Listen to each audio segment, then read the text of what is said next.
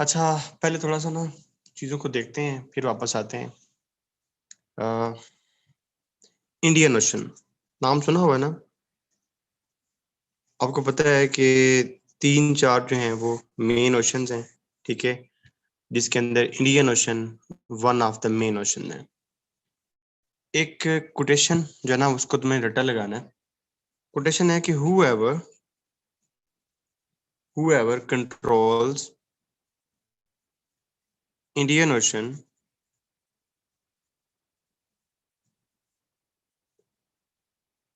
controls Asia.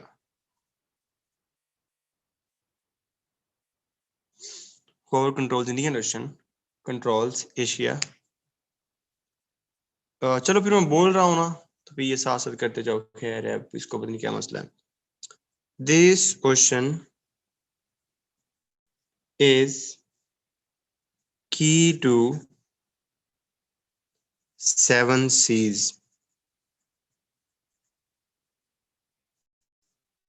In 21st century, the destiny of the world will be decided by these waters. और ये बात किसने की? ये बात की एल्फ्रेड थायर ने। एल्फ्रेड थायर कौन है? He is US naval strategist. अब इस कोटेशन के अंदर इसमें 3 बातें हैं कि whoever controls Indian Ocean, जो भी इंडियन ओशन को कंट्रोल करेगा वो पूरे एशिया को कंट्रोल करेगा। और इसके अंदर दूसरी बात ये है कि ये जो ओशन है, जो इस पे कंट्रोल करेगा वो बाद में पूरी दुनिया को कंट्रोल करेगा। और जो 21st सेंचुरी की पॉलिटिक्स है वो सारी की सारी इन्हीं वाटर्स में डिसाइड होगी। क्योंकि अगर आप इसी इंडियन ओशन के सराउंडिंग में देखो तो तुम्हें 1/3 ऑफ जो वर्ल्ड पॉपुलेशन है वो तुम्हें इसी इंडियन ओशन के अराउंड मिलेगी। और ये 3rd लार्जेस्ट ओशन है।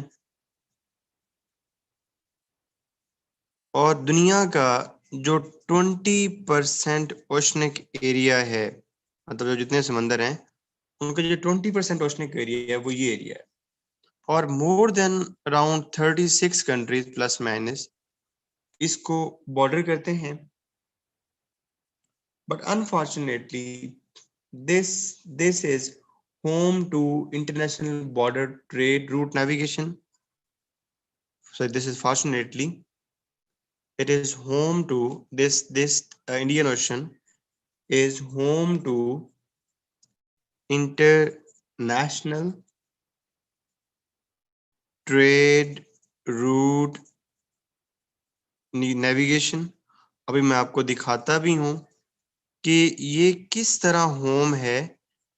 जो इंटरनेशनल ट्रेड होती है इनका ये होम किस तरह है, यहाँ पे ऐसा क्या होता है। अच्छा,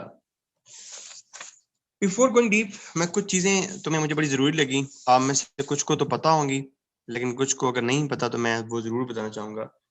इस इंडियन ओशन में कुछ बड़े इंपॉर्टेंट चोक पॉइंट्स हैं। अब चोक पॉइंट ये होता है, एक स्ट्रेटेजिक लोकेशन होती है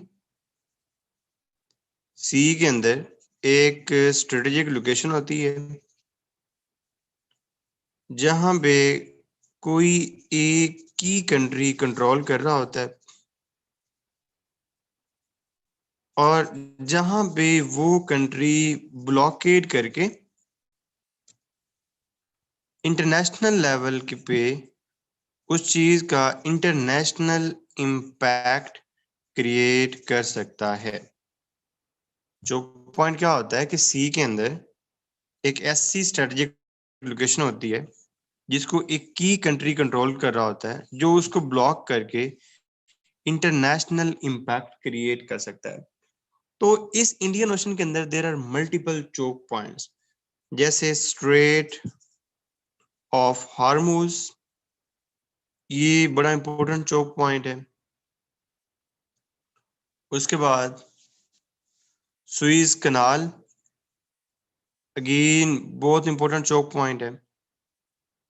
उसके बाद बाबुल मंदेब, अगेन बहुत इंपॉर्टेंट चोक पॉइंट। उसके बाद स्ट्रेट ऑफ मलक्का, अगेन बहुत इंपॉर्टेंट चोक पॉइंट। उसके बाद स्ट्रेट ऑफ मोजम्बिक, ये इतना इंपॉर्टेंट नहीं है लेकिन है तो सही ना बहरहाल। उसके बाद सुंदा स्ट्रेट, इतना इंपॉर्टेंट नहीं है बट है तो सही ना। And the last is strait of Lombok, ये भी इंपॉर्टेंट नहीं है बट इट इज देयर। अब मैंने क्या किया था कि ये तुम लोगों को पता है कि मैं तुम लोगों को बता दूं मैप के जरिए दिखा के।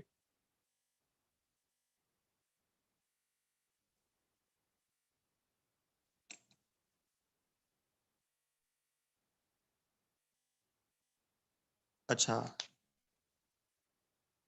ठीक है, ओके दिखा देते हैं ठीक है। आपने थोड़ा सा ना इंडियन ओशन को ये देखना है, इंडियन ओशन को ये देखना है कि ये वाला पार्ट आपका इसके अंदर आता है अरेबियन का, अरब वाला पार्ट यहाँ से शुरू होता है, मतलब यहाँ पे सऊदी अरेबिया है और उसके एंड पे यमन है और ओमान है। ठीक है, ये दो चीजें आपने ना बड़ी इंपॉर्टेंट याद रखनी है, मिडिल ईस्ट है। ठीक है, और इस मिडिल ईस्ट के बाद क्या होता है कि इस मिडिल ईस्ट से इस तरफ, ये इस तरफ इधर है इजिप्ट। ठीक है, इजिप्ट नीचे सूडान, यहाँ पे ये एक सी है जिसको कहते हैं रेड सी। ये हमेशा याद रखना है तुम लोगों ने। ये Saudi Arabia, kingdom of Saudi Arabia, इधर इजिप्ट, इन दोनों के दरमियान रेड सी है। और ये जो किंगडम ऑफ अरेबिया है, जब ये इधर से घूम के इधर इंडिया बनाता है तो यहाँ पे भी एक बड़ा इंपॉर्टेंट गल्फ बनता है, ये वाला गल्फ, ये वाला, जिसको कहते हैं पर्शियन गल्फ। यहाँ पे बहुत इंपॉर्टेंट कंट्रीज हैं। कुवैत का नाम सुना? कुवैत, कुवैत यहाँ पे अंदर एंड पे है। कतर यहाँ पे है, बहरीन यहाँ पे है, यूएई यहाँ पे है, यहाँ पे फिर इंडिया है, और यहाँ पे ये सारी वो स्टेट्स हैं जिसको आप इंडोनेशिया, मलेशिया, थाईलैंड, ये सारा कुछ कहते हैं। Any how, before going deep, मैंने मतलब वो तस्वीरें ली हुई थी ताकि तुम्हें ये चीज समझ आ जाए, फिर हम एक को देखते हैं। ठीक है, देखो ये मैंने तुम्हें बताया, ये सऊदी अरेबिया, उसके साथ ये इजिप्ट और ये रेड सी, और यहाँ पे ये पर्शियन गल्फ, ये दुबई, कतर, बहरीन, वो ऊपर कुवैत, पर्शियन गल्फ, दुबई, और ये गल्फ ऑफ ओमान है। अच्छा अब देखो, यहां से कुवैत से, बहरीन से, कतर से जितना भी तेल आएगा वो इस स्ट्रेट से आएगा, और तो कोई रास्ता है ही नहीं। कुवैत, बहरीन, कतर से जितना भी ऑयल आएगा वो इस रास्ते से होके इधर आएगा। तो यहाँ पे स्ट्रेट वो होती है कि जो दो ओशन को कनेक्ट कर रहा होता है, एक स्मॉल पैसेज ऑफ वाटर होता है, the small passage of water that connects to strait. तो ये जो चोक पॉइंट है, पता है इसको क्या कहते हैं? इसको कहते हैं स्ट्रेट ऑफ हार्मूज। ठीक है, this is called straight of Hormuz. अब स्ट्रेट ऑफ हार्मूज किसको कनेक्ट करती है? ये पर्शियन गल्फ को गल्फ ऑफ ओमान से कनेक्ट करती है, पर्शियन गल्फ को गल्फ ऑफ ओमान से कनेक्ट करती है।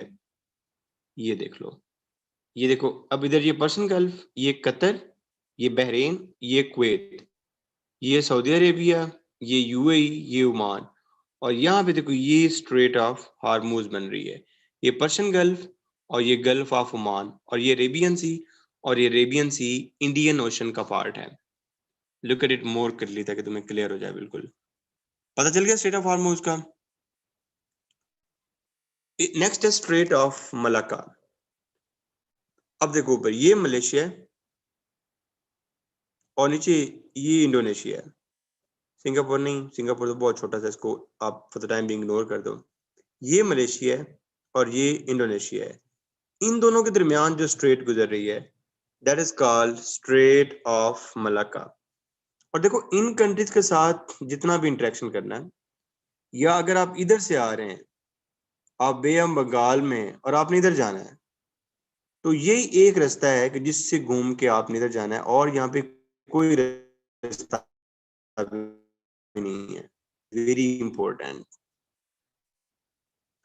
आगे नेक्स्ट देखो, इसी को एक्सप्लेन किया भाई। ये स्ट्रेट ऑफ मलक्का है, ये मलेशिया है, ये इंडोनेशिया, सिंगापुर नहीं, सिंगापुर लिख दिया है, यहाँ पे इंडोनेशिया को हाईलाइट करना चाहिए था। ये स्ट्रेट ऑफ मलक्का है, मतलब अगर आप इस रीजन में हैं, बे ऑफ बंगाल में हैं, आप उधर से आए हैं अरेबियन सी से, मतलब आप यहाँ से आए हैं, और अगर आपने ऊपर चाइना की तरफ जाना है या कंबोडिया वियतनाम या जाना है, तो this is the way to go next, like this is the way to go next. उसके बाद एक स्ट्रेट है बाबुल मंदेब। अब बाबुल मंदेब क्या है? बाबुल मंदेब ये है कि ये इजिप्ट है और ये रेड सी है और ये किंगडम ऑफ सऊदी अरेबिया है। तो यहाँ पे जो स्ट्रेट बनेगी, यहाँ पे जो स्ट्रेट बनेगी that is Bab el Mandeb. Look at here, ये तो हो गया हमारी strait of Hormuz between Persian Gulf and Gulf of Oman. इसलिए मैप में कोशिश करना कि सबसे पहले तुमने ये मिडिल ईस्ट का पोर्शन बनाना है और इसके साथ इधर इजिप्ट बनाना है और यहाँ पे अपना रेड सी बना लेना है।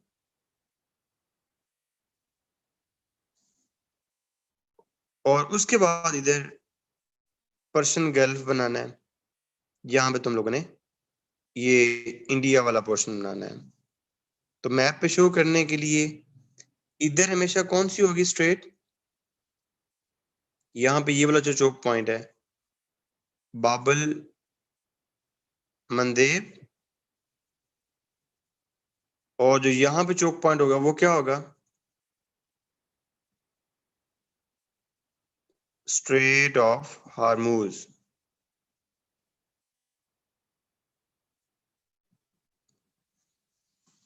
और इधर जो हमने नीचे बनाया, इधर जो हमने नीचे बनाया, it is strait of Malacca. अच्छा, अब एक जो मोस्ट इंपोर्टेंट चीज है, अगर आप यहाँ पे हैं, ऊपर हैं, ये ऊपर है मेडिटेरेनियन सी, अगर ऊपर ऊपर मेडिटेरेनियन सी में रजब, map are very very and very important. अगर मैप बनाओगे ना, जहां पे वो तुम्हें 12 नंबर दे रहा होगा ना, वहां पे वो तुम्हें 17 नंबर देगा। ये मेरी बात पल्ले बांध लो। जो बात का तुम्हें मैप लगे ना कि यार ये तो एम एस है, और आपको लगे कि यार ये तो मैं बड़ा रफ सा बनाऊंगा, मैं अच्छा नहीं बना सकता, आप बिलीव करो कि तुम लोग ऐसे भी मैप बना दोगे ना, ये ऐसे करके भी मैप बना लोगे ना, और यहाँ पे रेड सी शो करके ऐसे ऐसे भी कर लोगे ना, तो वो इसका भी तुम्हें एडवांटेज जरूर देगा। लेकिन अब तुम्हें इतने तो मुन्ने काके नहीं हो ना, इतना तो तुम सीख ही सकते हो ना कि ये ऐसे करके थोड़ी मोड़ी चिबी तो कर ही सकते हो ना ये। अच्छा, अगर आप यहाँ पे हैं मेडिटेरेनियन सी में और आपने नीचे आना है इधर, तो बाबुल मंदेब से पहले रेड सी में आने के लिए आपको किस किस जगह से क्रॉस करना पड़ेगा? यहाँ से अब ये इजिप्ट है, ये इजिप्ट है, तो यहां पे है स्वीज कनाल, स्वीज कनाल है, ये हमारे पास आ गई स्वीज कनाल, ये मेडिटेरेनियन सी से हम रेड सी में आ रहे हैं, स्वीज कनाल, और स्वीज कनाल से आते हुए Bab el Mandeb. So this is again very very and very important, because अगर आप यूरोप में हैं, क्योंकि इस मेडिटेरेनियन सी से ऊपर सारा यूरोप है, ठीक है, क्योंकि ये वाली जो पट्टी है ना, ये वाली ऊपर, यहाँ पे इजिप्ट है, इसके बाद मेरे ख्याल में ट्यूनीशिया है, और ट्यूनीशिया के साथ एक और कंट्री है, और इधर मेडिटेरेनियन सी है, और ऊपर मेडिटेरेनियन सी, मतलब ये वाला सारा पार्ट मेडिटेरेनियन सी है, हाँ सॉरी मोरक्को, और मेडिटेरेनियन सी से ऊपर सारा यूरोप है। तो अगर आप यूरोप में खड़े हुए हैं और आपने इधर आना है, तो this is the best way कि आप स्विस कनाल से आए, और स्विस कनाल से बाबुल मंदीब, बाबुल मंदीब से यहाँ पे आप स्ट्रेट ऑफ मलक्का से आए। जी जी, इसी वजह से डिस्टर्ब किया था, ठीक है। Again this is again very good. ये मलेशिया, ये इंडोनेशिया, ये चलो एक क्लियर पिक्चर मैंने ले ली, ये मलेशिया इंडोनेशिया, इनके दरमियान है स्ट्रेट ऑफ मलक्का। अब ये जो मैंने दो तुम्हें चीजें बताई है ना, ये सुंदा स्ट्रेट एंड लंबोक स्ट्रेट, ये कोई इतनी इंपॉर्टेंट नहीं है, लेकिन तुम्हें पता होना चाहिए। एक बात तुम्हें याद रखनी है, ये जो दोनों स्ट्रेट हैं, सुंदा एंड लंबोक, सुंदा एंड लंबोक, देखो दोनों, ये दोनों इंडोनेशिया के आइलैंड्स के दरमियान है। आपको पता आर्कीपेलागो क्या होता है?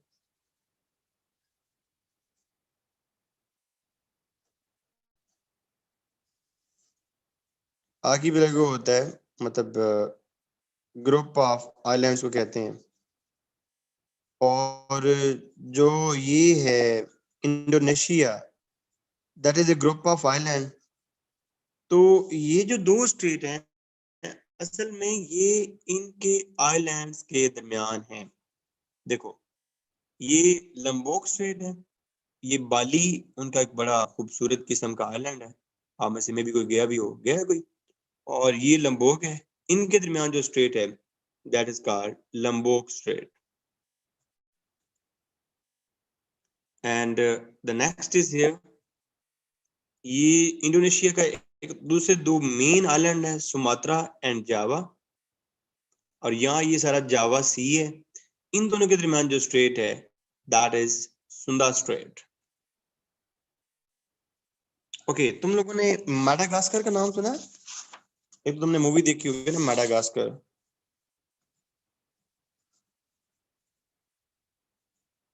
कहाँ पे है मैडागास्कर?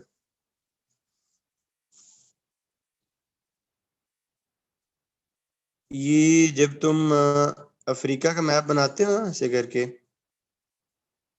तो यहाँ पे आता है आपका मैडागास्कर, और मेडागास्कर की ये जो पास कंट्री है दैट इज मोजाम्बिक, ठीक है। तो मोजाम्बिक और मेडागास्कर, ये मोजाम्बिक और मेडागास्कर के दरमियान जो चैनल है, this is called Mozambique channel या मोजाम्बिक स्ट्रेट, ठीक है। और ये मोरक्को है, जैसे मैंने ऊपर आपको बनाया था, ये इधर इजिप्ट, ट्यूनीशिया और मोरक्को, और मोरक्को से ऊपर बिल्कुल इधर से स्पेन स्टार्ट होता है, और यूरोप। और तुम्हारा टेस्ट ये है, यहाँ पे क्या है, ये वाला पार्ट क्या है, यहाँ पे कौन सा कंट्री है?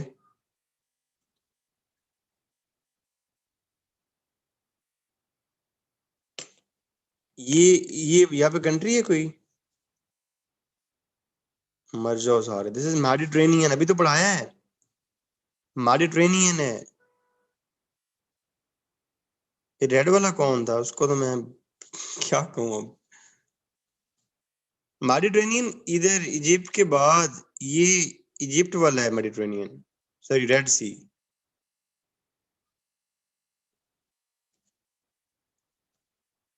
So these were the most favorite choke points तो अगर हम अपनी ईज के लिए इन चोक पॉइंट्स को रफ से मैप के साथ रिवाइज करना चाहें तो कैसे करेंगे? ये हम बना लेते हैं अफ्रीका। अफ्रीका ही साउथ अमेरिका हो गया, तो बाकी क्या काटिक बनना है? अच्छा,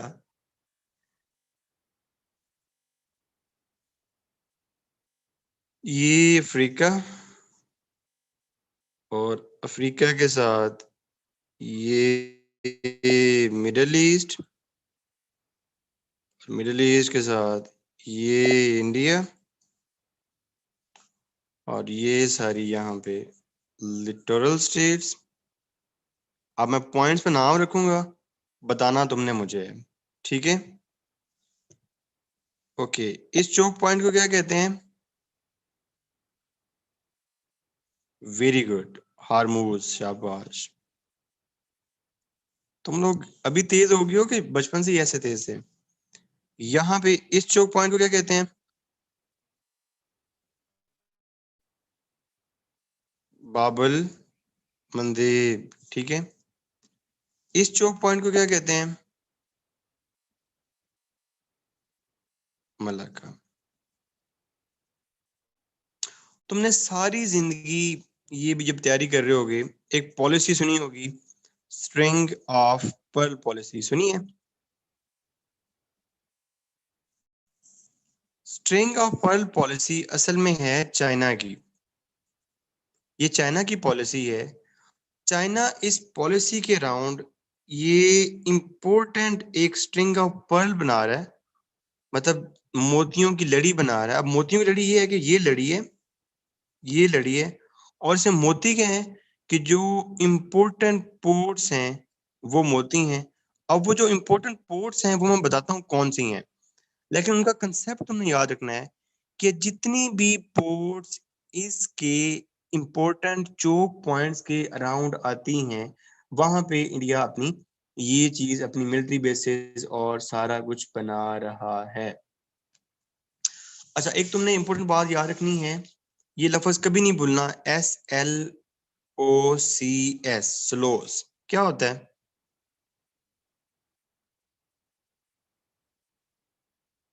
अक्सर ये दोबारा मैं बताऊंगा। ये सी कम्युनिकेशन होती है, S से सी, L से line, sea lines of communication.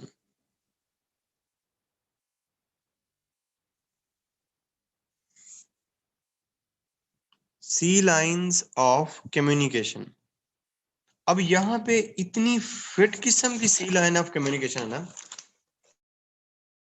Indian ocean के अंदर इतनी फिट किस्म की जो है ना, यहाँ पे सी लाइन ऑफ कम्युनिकेशन है। जस्ट हैव अ लुक कि यहाँ पे कितनी प्यारी सी लाइन ऑफ कम्युनिकेशन है।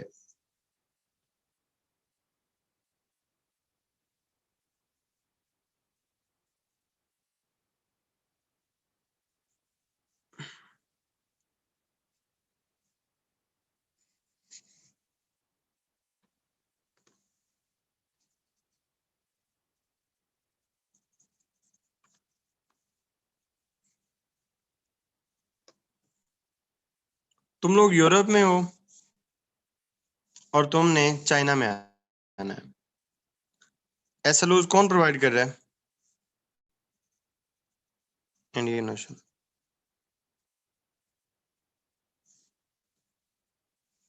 तुम लोग मिडिल ईस्ट में हो, पर्शियन गल्फ में हो, और तुमने अपना तेल चाइना को पहुंचाना है, एसएलओ कौन प्रोवाइड करेगा? Indian ocean.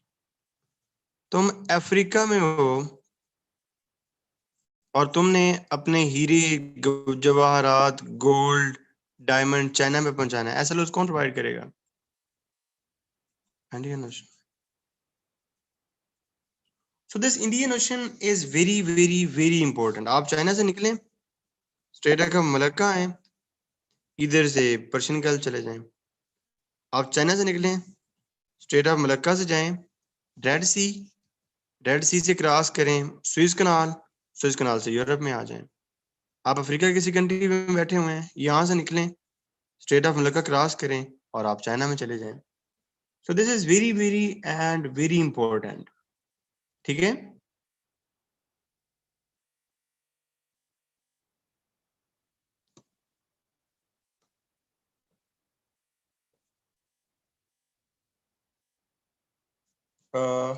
Just 1 minute.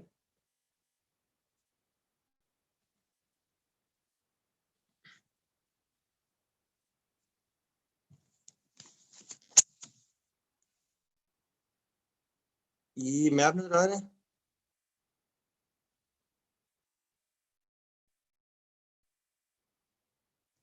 Okay, ये कौन सी स्टेट है? कसम यार, अब मेरा दिल कर रहा है कि मैं ना जूता उठा के ना यहाँ पे फेंक दूं इधर से। गूगल से निकाली है यार, ये अभी निकाली है, राइट नाउ। ये मोजाम्बिक है। ओके, ये क्या है?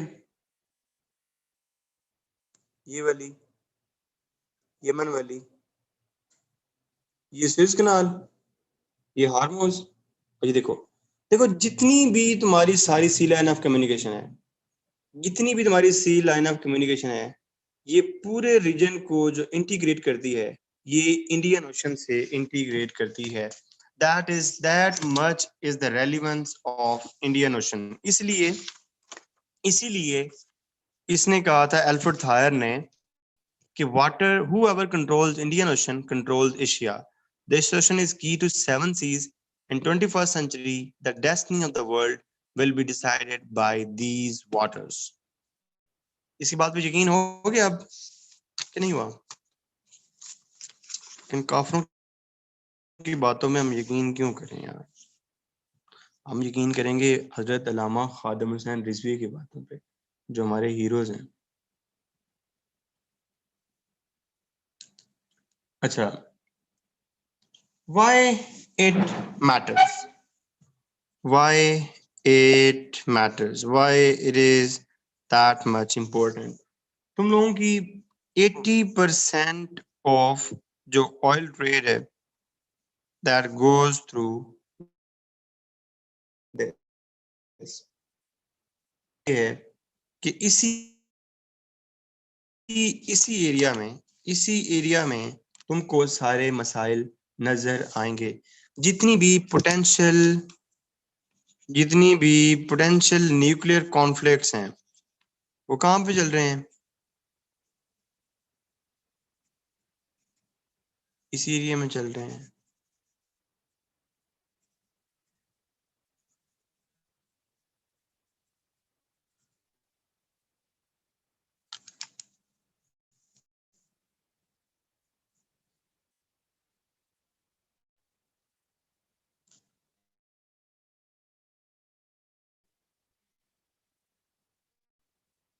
सो अगर हम इसको सम करें तो यहाँ पे जो 4-5 मेन प्रॉब्लम्स हैं, वन इज मिलिटराइजेशन।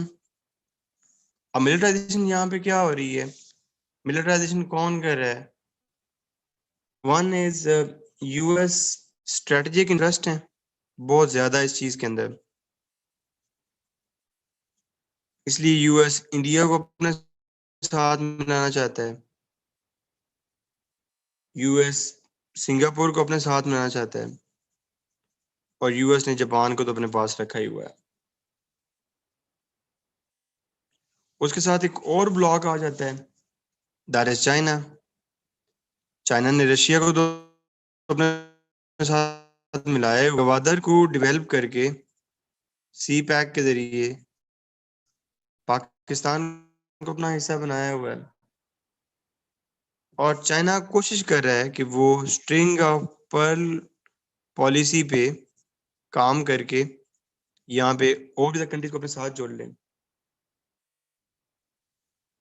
और इसके अंदर एक और मसला ये है कि इसी इसी के अंदर जो एक्स्ट्रा रीजनल फोर्सेस हैं, उनके भी बहुत ज्यादा स्टेक्स हैं। They have high stakes in this area. इसलिए वो हमेशा यहाँ पे अपनी नेवल प्रेजेंस रखते हैं। यूएस अफगान वार क्यों नहीं खत्म करता? यूएस मिडिल ईस्ट से क्यों नहीं निकलता? You can write these things. उनकी हर कोशिश है कि एसएलओज ऑफ इंडियन ओशन हमेशा ओपन रहें। जिस तरह ओपन डोर पॉलिसी अपनाई थी इन्होंने चाइना की, और इसी तरह ये चाहते हैं कि आज भी ये हमेशा ओपन रहें ताकि इनके इकोनॉमिक इंटरेस्ट हर हिसाब से मेंटेन होते रहें।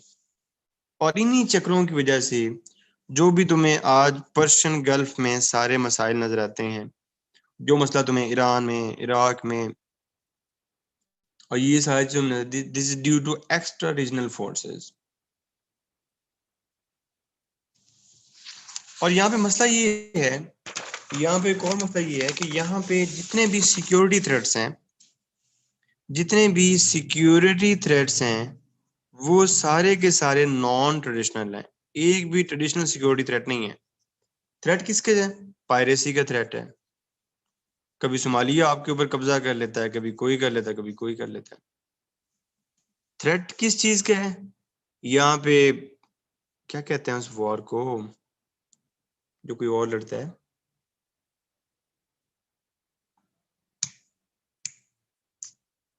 प्रॉक्सी वॉर का थ्रेट है। ठीक है, टेररिज्म आपको पता ही है कि यहाँ पे है सो है, स्मगलिंग भी है सो है।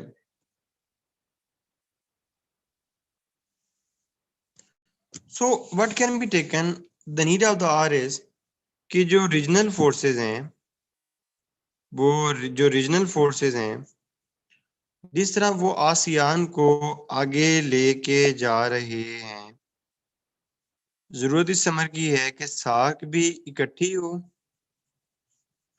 और जिस तरह काफी सारे कंट्रीज सार्क के एससीओ का हिस्सा हैं, ये एससीओ ये तीनों आपस में मिलके क्लोज लियाजन बना के अपने आउटस्टैंडिंग इश्यूज को रिजॉल्व करके वो दुनिया, वो 21st सेंचुरी जिसका फोकस एशिया है, जिसका फोकस इंडियन ओशन है, तो इस रीजन के लोगों के लिए ये बात लाजिम मलजूम है कि इस सेंचुरी में भी उसी तरह जिस तरह 19th एंड 20th सेंचुरी में एक्स्ट्रा रीजनल फोर्सेस ने रोल प्ले किया, इट इज हाई टाइम कि यहाँ पे रीजनल फोर्सेस रोल प्ले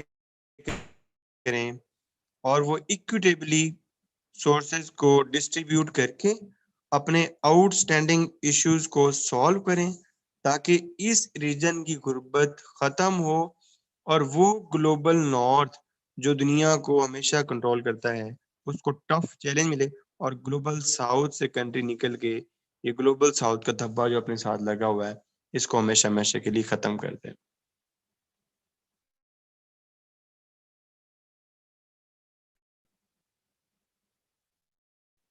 इसे मैंने तो बस बताया है।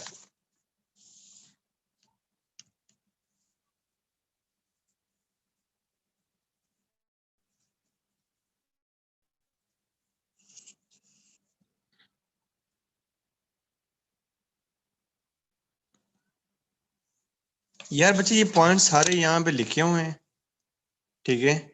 ग्लोबल साउथ वाला कितना एक्सप्लेन करना है बाबा, वही सारी चीजें जो पिछली हैं। अब तो तुम्हें ये पिछले क्वेश्चन ना करने चाहिए, वो सारी चीजें हमने पढ़ी। ग्लोबल नॉर्थ ग्लोबल साउथ पे कितनी डिबेट की थी हमने दूसरी क्लास में।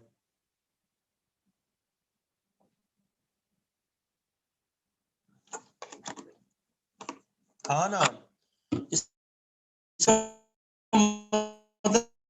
मतलब है कि आज जब मैं तुम्हें पेपर दिखा रहा हूँ तो फिर तुम मुझसे दोबारा पूछोगे कि सर ये भी फिर से दोबारा स्टार्ट हो जाती है।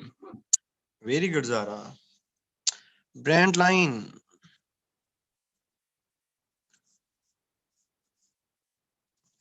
दोबारा ना स्टार्ट कर लें आज से यार। Pacific ocean.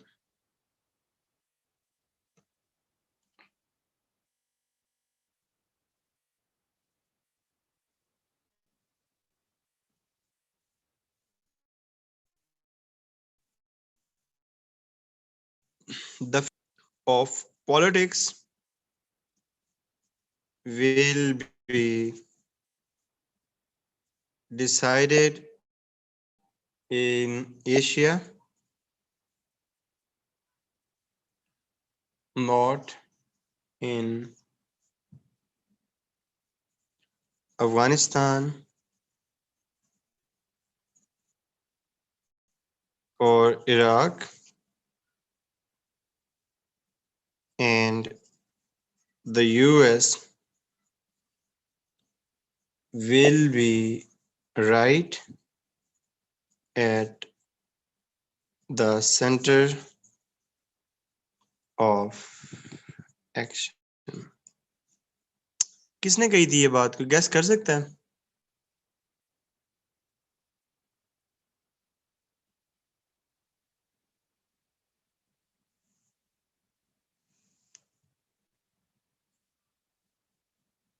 वाओ, ये किसने बताया है? Nida, very good. सारा जो सोना पड़ा हुआ था ना पहली क्लास से लेके अब तक, वो सारा तुम्हारा हुआ। ये कहां से पढ़ा तुमने? Hillary Clinton. The future of politics will be decided in Asia, not be in Afghanistan or Iraq, and the US will be right at the center of action. अब एक बात तुम लोग ने याद रखनी है, एक बात तुमने याद रखनी है कि जब तुमने इंडियन ओशन और पैसिफिक ओशन को देखना है ना, तो तुम इन दोनों की बातें इकट्ठी भी कर सकते हो। मतलब जो बातें इंडियन ओशन की हैं वही बातें तुम पैसिफिक ओशन भी कर सकते हो। क्यों भला? देखो, स्ट्रेट ऑफ मलक्का का क्या मतलब है कि एक तरफ तुम्हारा इंडियन ओशन है, तो दूसरी तरफ तुम्हारा कौन सा ओशन है? पैसिफिक।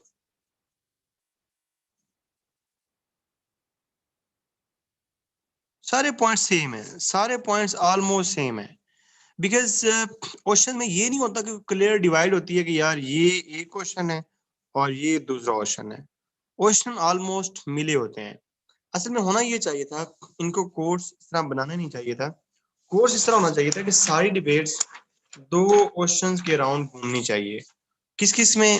एक तरफ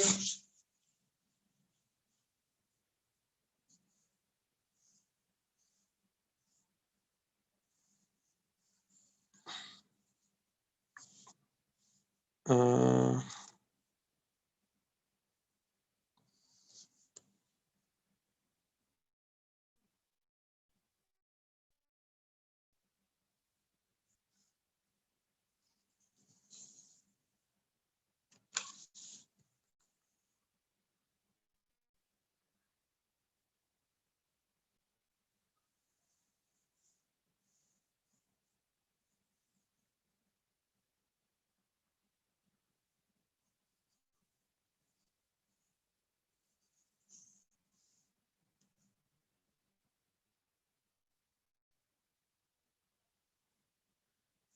अच्छा, पेपर में ना तुमने ना एक दफा ये भी एक्स डालना, ठीक है ना? मैप बनाओ ना अगर, और एक दफा वो तुमने मैप बना ली है कि नॉर्थ अमेरिका और साउथ अमेरिका को इधर ईस्ट पे रख लिया, दूसरी दफा एक्स ये डाल देना कि इसको सेंटर में बना लेना, ताकि ना एक पता चलेगा यार, मतलब है क्या बात है, बच्चे को तो आती हैं चीजें। ठीक है, अब देखो इधर क्या है, ये क्या है सारा ऐसा?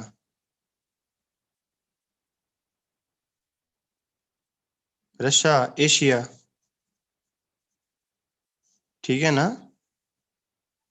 और ये क्या है? ये यूरोप। तो एक तो पॉलिटिक्स है अटलांटिक की, एक तो सारी पॉलिटिक्स है अटलांटिक की, ठीक है, और एक सारी पॉलिटिक्स है पैसिफिक की। अब पैसिफिक के साथ ही तो यहाँ पे ये सारा है इंडियन ओशन।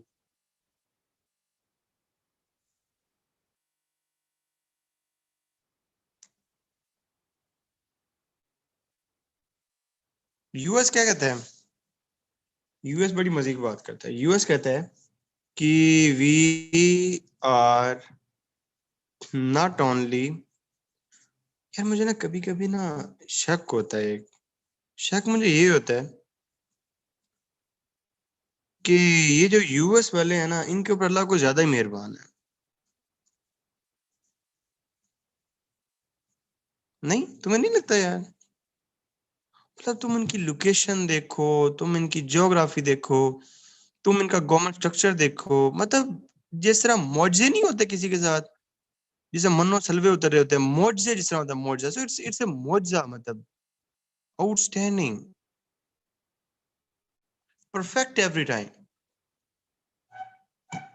मतलब इन्हीं के अंदर डेमोक्रेसी जो है ना वो स्ट्रांग होनी थी, इन्हीं के अंदर जो है ना बड़ी बड़ी लीडरशिप डेवलप होनी थी। इन्होंने जो है ना पूरी दुनिया का ठेका लिया हुआ था, इन्होंने डिसाइड करना था, सारे काम इन्होंने करने थे। सो लाइक जिस तरह वो मन्नो सलवा नहीं करता किसी चीज के ऊपर। अब देखो, इस तरफ देखो, वो कहते हैं कि we are the both parts, और इसमें कोई शक नहीं है। देखो इधर सारा अटलांटिक पे इन्फ्लुएंस, इधर सारा इन्फ्लुएंस अटलांटिक पे, यूरोप सारा कंट्रोल में, और इधर से सारा पैसिफिक कंट्रोल, एशिया सारा कंट्रोल में। मतलब ओ भाई, क्या मतलब क्या तमाशा है यार।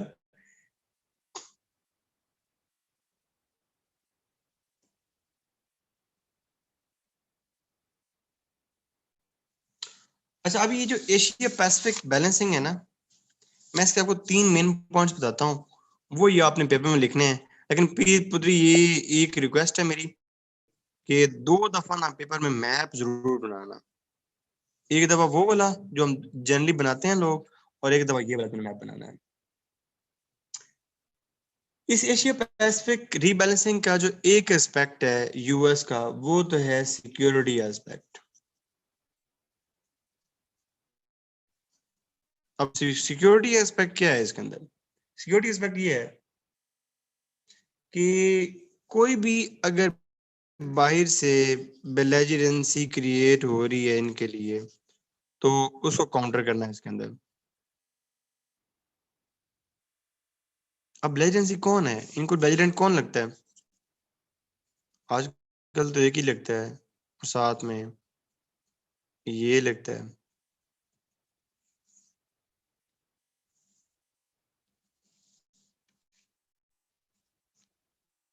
और उसको काउंटर कैसे करना है? इस तरफ बनाई हुई है नेटो अटलांटिक के लिए, उस तरफ बनाई हुई है टीपीपी, ट्रांस पैसिफिक पार्टनरशिप।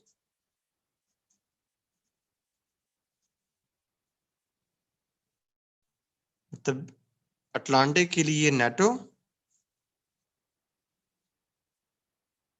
और पैसिफिक के लिए टीटीपी। फाइनेंशियल एस्पेक्ट क्या है कि ये जो 11 कंट्रीज हैं एशिया के, जो 11 मेन कंट्रीज हैं, उनके साथ इनके ट्रेड एग्रीमेंट्स हैं।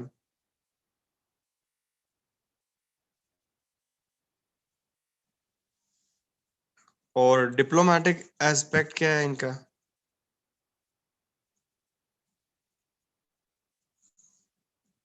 कि जो यहाँ पे मल्टी लैटरल ऑर्गेनाइजेशंस हैं, उनको लूप में लेकर आना है।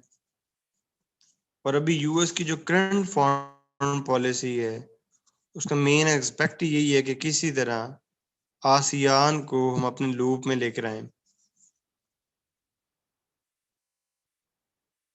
ताकि जो हाइटेंड इन्वायरमेंट है वो स्लो हो, वो माठा पड़े। और हम जो है ना वो बैक इन पोजीशन आए।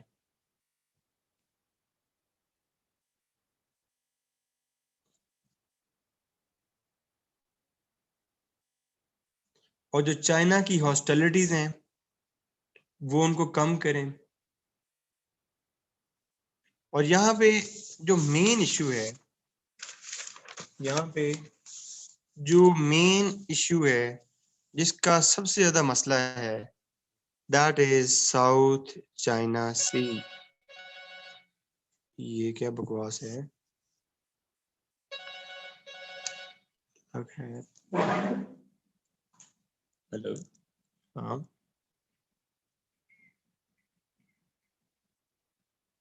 चावल कौन से दोपहर वाले? हैदर, मेरा हूं दिल कर रहा है कि मैं तेरी इतनी फैंडी लावा, इतनी फैंडी लावा ना।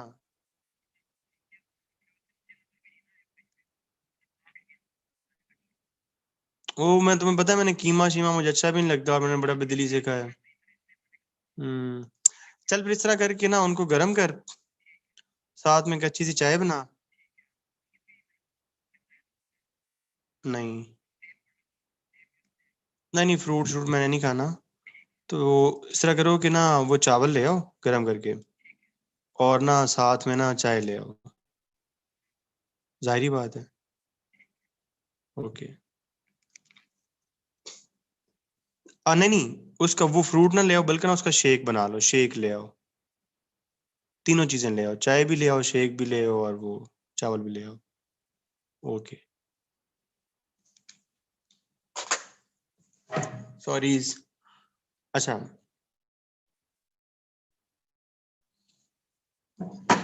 साउथ चाइना सी ना। यार ये देखो, यार मैं मुझे बड़ा गुस्सा आ रहा है उस पे। वो तो बस मेरा मूड नहीं था गुस्सा करने का, मतलब मैं नीचे गया हूँ तो आज वो बना हुआ था, कीमा बना हुआ था। वो कीमा मुझे बिल्कुल भी अच्छा नहीं लगा और मुझे कभी भी अच्छा नहीं लगा। तो चावल मैंने दोपहर को गए थे, वो मुझे याद नहीं रहे थे। और बस यही है। और यार यही तो उम्र है खाने की, मतलब क्या मैं, मुझे तो हर चीज मिक्स करने का शौक है। अच्छा बस हो गया, साउथ चाइना से। ये मैंने म्यूट क्यों नहीं किया यार, मैं भी पागल हूँ। तो मैं टॉपिक दे दिया बातें करने का। साउथ चाइना सी। अच्छा, इसका मसला ये है कि इसके अंदर स्टेक्स बहुत हैं।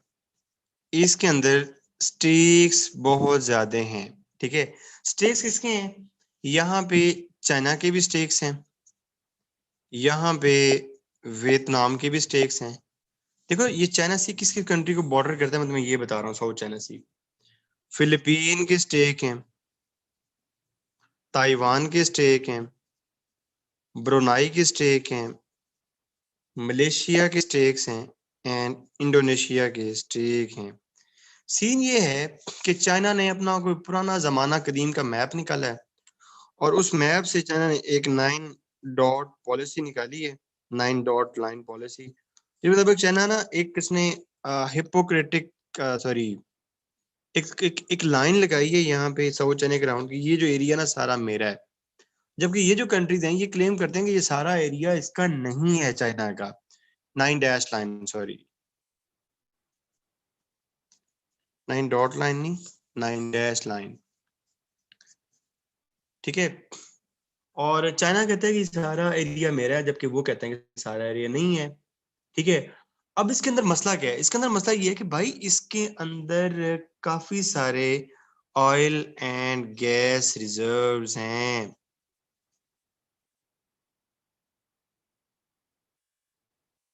इसके अंदर जो ग्लोबल शिपिंग ऑफ ऑयल है वो दुनिया में सबसे ज्यादा है, क्योंकि सब ऑयल यूज करने वाले यही कंट्रीज हैं, चाइना और जापान। और चाइना और जापान का सारा ऑयल यहीं से आता है।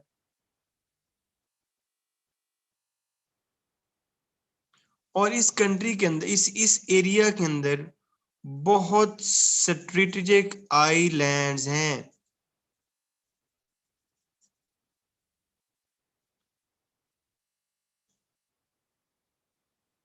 मतलब ऑलमोस्ट कह लो कि 80% जो ऑयल है ना, जो ताइवान, जापान और साउथ कोरिया, चाइना इंपोर्ट करते हैं, वो इसी के जरिए ऑयल जो है ना वो करते हैं।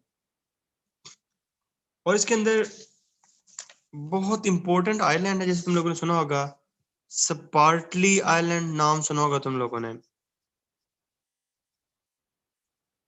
पैरासेल आइलैंड नाम सुना होगा।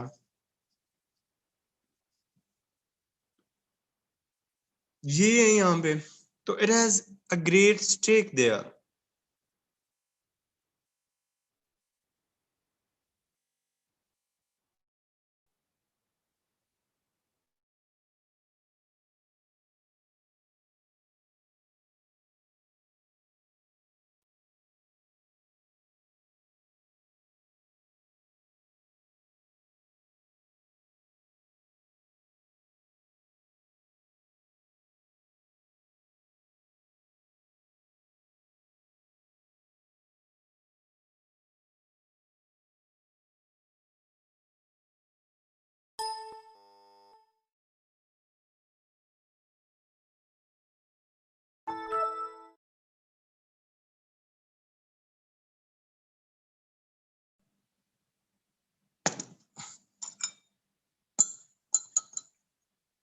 यार मैं कोशिश करूंगा कि जो लोग लाहौर में है ना, तो मैं इनको इंशाल्लाह शिमला में इनवाइट करूंगा इंशाल्लाह। लाहौर से कौन कौन है?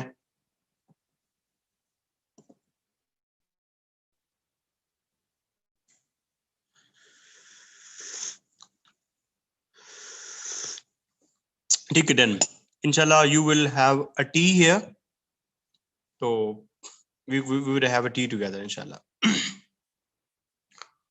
अच्छा, ये खत्म करते हैं, उसके बाद फिर ब्रेक लेते हैं। ये खत्म, आज 10 मिनट की ब्रेक लेते हैं। और आज इंशाल्लाह तुम्हारे दिल जो है ना, दिल वो खुश हो जाएंगे। मैं अभी कोर्स देख रहा था, और जब मैंने ये देखा ना कि यार मैंने एक एक चीज करवाई है, तो आई वाज सो हैप्पी। अभी अभी हम करते हैं, just just have a look.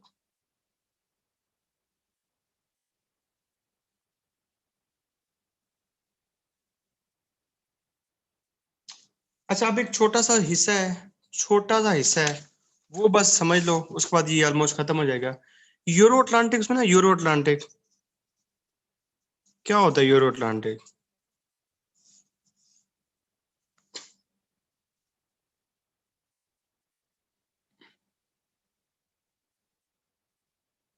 देखो, पहले एक बात समझो, एक बात समझो।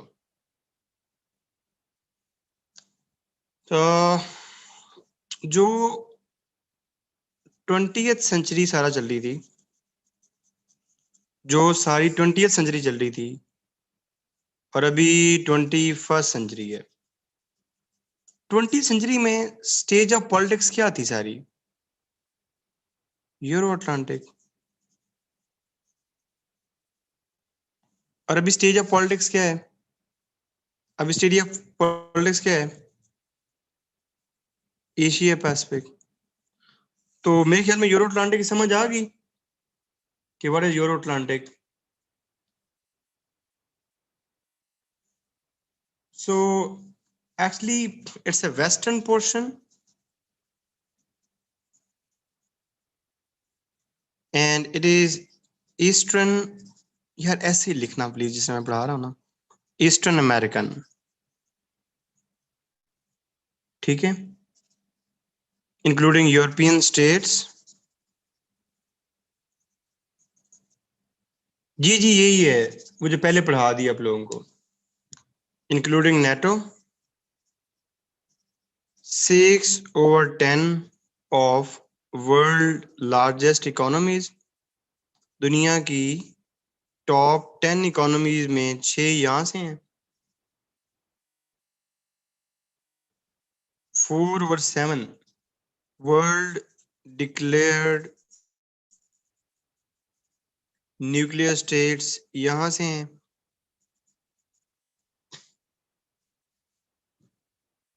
और उसके बाद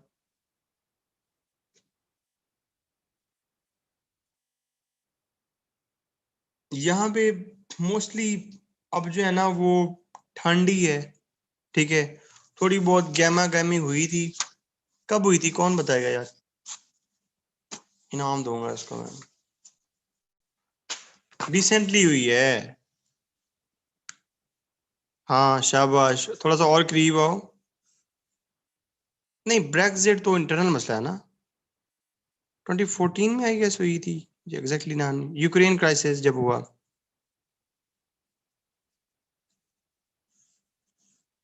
फोर्टीन में 16 था।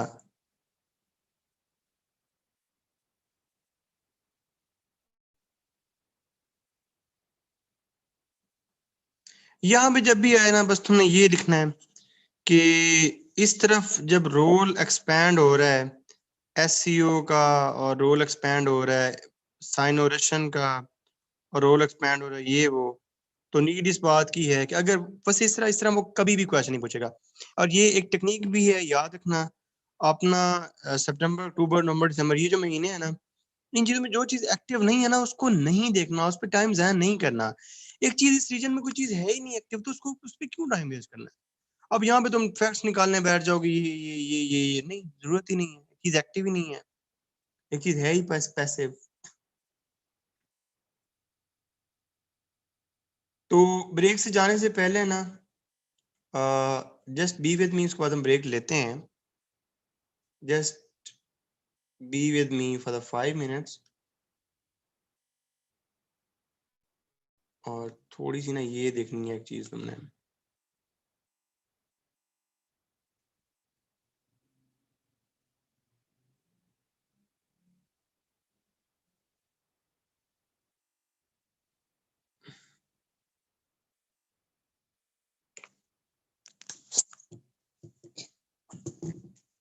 देखो ये तुम्हारा कोर्स था पेपर 1 का, definition scope of international relations, nation state, evolution of international society, classical approaches, realism, idealism, scientific revolution, behavioral approach, system approach, neorealism, neoliberalism, postmodernism, critical theory, feminism, constructivism। इसके अंदर अब एक चीज नहीं लिखी हुई, वो क्या है जो मैंने तुम लोगों को पढ़ाई है?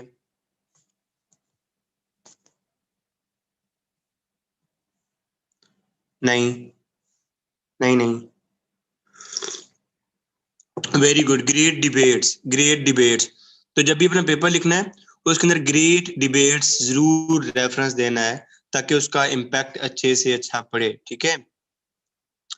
उसमें international political security, conceptualization of security in 21st century, power, elements of national power, balance of power, foreign policy, sovereignty, national interest, strategic approach to war, causation of war, total war, limited war, asymmetric warfare, civil war, guerrilla warfare, strategic culture, determinants of Pakistani strategic culture, deterrence, theory and practice with special reference to India and Pakistan, theories in IP, mercantilism, economic liberalism, new Marxism, theories of imperialism, dependence, interdependence, discourse, political community, nationalism, internationalism, globalization,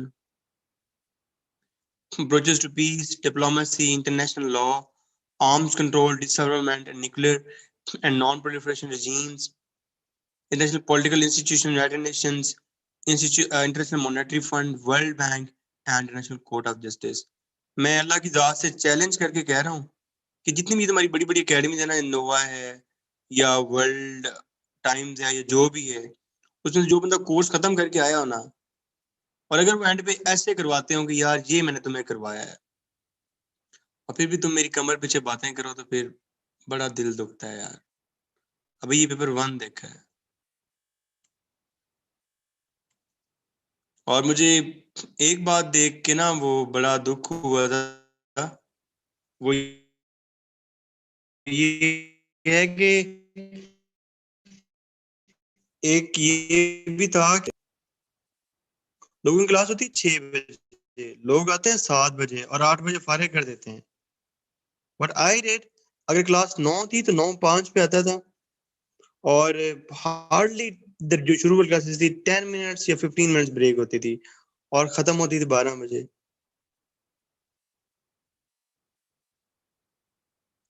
दुख होता है यार, मतलब दुख होता है।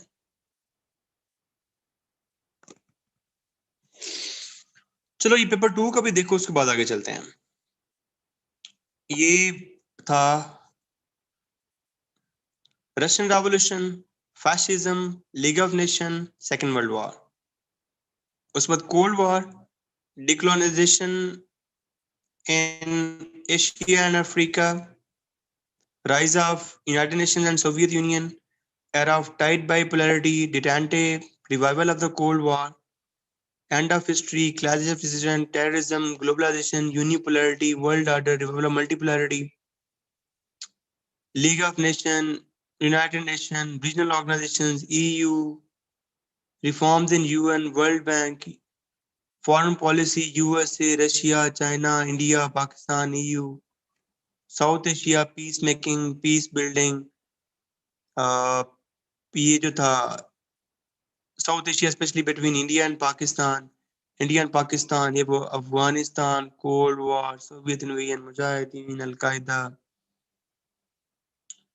weaponization of mass destruction, proliferation, nuclear weapon state program, postures, Indian Pakistan nuclear doctrine, nuclear non-proliferation regime, atomic energy commission, energy agency, NPT, nuclear supply group, non-proliferation, missile defense, Euro-Atlantic, Kashmir issue, Palestine issue.